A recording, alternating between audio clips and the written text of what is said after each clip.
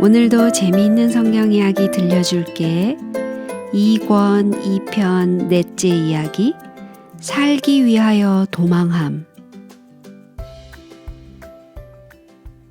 애굽의 왕자이며 왕족의 어머니에 대한 자부심과 행복으로 모세는 젊은이가 바랄 만한 모든 것을 가지고 있었어요. 돈, 으리으리한 집, 많은 하인들, 마차와 말들, 이 모든 것이 그의 것이었어요. 사람들은 모세의 지위가 높았기 때문에 그에게 지나치게 굽신거리고 아첨하면서 모세가 죽으라면 죽는 신용까지 할 정도였어요. 그렇게 되면 어느 사람이고 마음이 변하지 않을 수가 없게 돼요.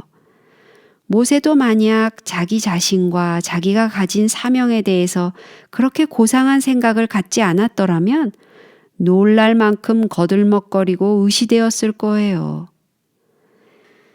자기 백성이 고난당하는 것을 생각할 때 모세는 그들을 구원하기 위한 계획을 하나씩 짰어요. 이런 계획, 저런 계획을 세웠을 거예요. 그러나 그는 한 가지 큰 교훈을 배워야만 했어요. 구원은 그에게서 나는 것이 아니라 바로 하나님께로부터 난다는 것이었어요. 궁중의 어느 한 사람도 모세의 마음속을 알 길이 없었어요.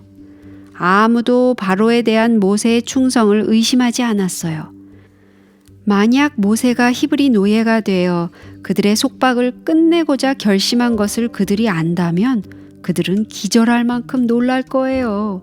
물론 그랬기 때문에 어느 날 모세가 궁전을 빠져나와 마차를 몰고서 히브리인들이 일하는 곳에 갔다는 것을 아무도 눈치채지 못했어요. 사람들은 다른 때와 마찬가지로 이 미남의 왕자에게 머리를 숙여 절하며 얼굴에 웃음을 띄었어요. 성을 떠나자 마침내 그는 쓸쓸하고 황폐한 들에 이르렀어요. 그때 모세의 성미를 건드리는 광경이 눈에 띄었어요. 어떤 애굽인 감독이 히브리 노예 한 사람을 무자비하게 치고 있었어요. 이것을 본 모세는 아무도 보는 사람이 없음을 확인하고 마차에서 뛰어내렸어요. 그리고 그 애굽인을 한 주먹에 때려 눕혔어요. 애굽 왕실의 왕자가 왕의 감독관 한 사람을 쳐 죽이는 것을 보고 놀란 그 가엾은 히브리인은 그 소식을 자기 백성에게 알리려고 죽을 힘을 다해 달려갔어요. 그동안의 모세는 그가 죽인 사람의 시체 옆에 남아 있었어요. 그는 히브리인이나 자기가 감독관을 죽인 것에 대하여 고발당하고 싶지 않았기 때문에 그 시체를 모래 속에 파묻기로 작정했어요. 모세는 오히려 흐뭇한 마음으로 궁전에 돌아왔어요. 그는 이제 멋있게 출발했어요. 히브리인들이 자기가 행한 일을 알면 왕궁에 그들을 도와줄 좋은 친구가 생겼다고 좋아할 것이었어요. 그는 그들이 자기를 배신하리라고는 꿈에도 생각지 않았어요. 저는 그 형제들이 하나님께서 자기의 손을 빌어 구원하여 주시는 것을 깨달으리라고 생각하였으나 저희가 깨닫지 못하였더라. 모든 일이 뜻대로 되어간다고 생각한 모세는 그 이튿날도 자기 백성을 어떻게 도와줄 수 있을까 알아보기 위해 밖으로 나갔어요. 이번에는 두 히브리인이 함께 싸우고 있었어요. 힘이 센 사람이 다른 사람을 사정없이 때리고 있었어요. 모세는 깜짝 놀랐으며 실망할 수밖에 없었어요. 동족끼리 서로 싸움을 하면 도대체 자기가 어떻게 그들을 도와줄 수 있단 말이에요? 여보시오, 모세가 그들을 불렀어요. 당신들은 동족인데 왜 서로 싸웁니까? 모세는 그들이 서로 화해하고 그에게 충고해줘서 고맙다고 할 줄 알았어요. 그러나 그 대신에 모세가 싸움을 말리려고 할 때 둘 중에 더 힘센 사람이 그에게 대들며 말했어요. 누가 당신을 우리의 주제와 법관을 삼았습니까? 당신이 애굽 사람을 죽인 것 같이 나도 죽일 겁니까? 모세는 깜짝 놀랐어요. 어제 일이 그만 탄로가 나고 말았어요. 시체는 묻을 수 있었지만 그가 한 일까지 감출 수는 없었어요. 이 무정한 히브리인이 그 사실을 아는 정도라면 전 애굽이 그것을 모를 리가 없었어요. 아마 바로의 귀에까지 들어갔을 거예요. 그는 근심에 쌓여 궁전으로 서둘러 돌아왔어요. 모든 것이 그가 걱정하던 대로였어요. 모든 사람들이 모세가 저지른 일에 대해서 말하고 있었어요. 그의 비밀에 대해 모두 입방아를 찢고 있었어요. 어찌되었든 히브리 노예를 때리는 왕의 감독관을 죽인 왕자 모세의 소식은 전국에 삽시간에 퍼졌어요. 그가 생각했던 대로 바로는 매우 화가 나 있었어요. 그런 행동은 도저히 용서할 수가 없었어요. 죽어야 마땅한 죄였어요. 벌써 모세를 잡아 죽이라는 명령이 내려져 있었어요. 모세가 어떻게 도망을 쳤는지는 모르지만 틀림없이 그의 몇몇 친구들이 도와주었을 거예요. 아마 바로의 공주도 그 양아들을 위해서 그녀의 권력을 사용했을 거예요. 아무튼 모세는 잡히지 않고 무사히 도망을 갔어요. 모세의 생각에는 미디안이 가장 안전한 장소로 보였어요. 아무도 그를 아는 사람이 없었고 이 모든 일이 잊혀질 때까지 숨어 있을 수가 있었기 때문이에요. 하지만 막상 여행을 떠나는 그의 마음은 무겁기 짝이 없었어요. 애굽을 떠나서 피라밋의 모습이 가물가물하게 사라질 때 두 번 다시 이런 생활을 할 수 없음을 모세는 알았어요. 왕궁의 편안한 시절은 영원히 가버린 거예요.